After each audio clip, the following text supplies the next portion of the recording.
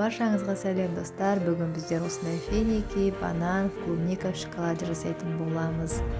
Балаларыңызға жасап беріңіздер, өте оңай. Бізге ең алдымен осындай ақ шоколадымыз керек болады. Және де осының қара түрі болмағандықтан яшкиномен жақсы дегесін яшкиноны жасап көрейін деп жатырмыз.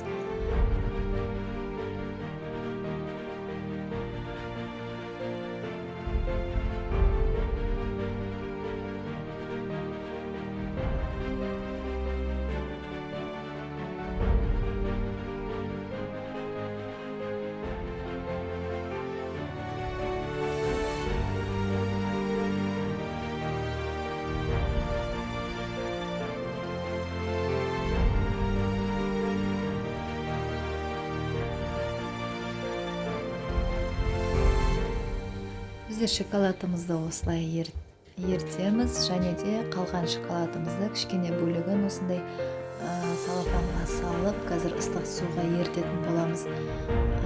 Осы жерде айта кетсем, мына яшкино шоколадпен ертіп жасаған өте дұрыс шыққан жоқ. Сондықтан сіздерге кеңес бермеймін. Басқа Қазақстан немесе осы ақ шоколадтың қара түрімен жасасаңыздар деймін.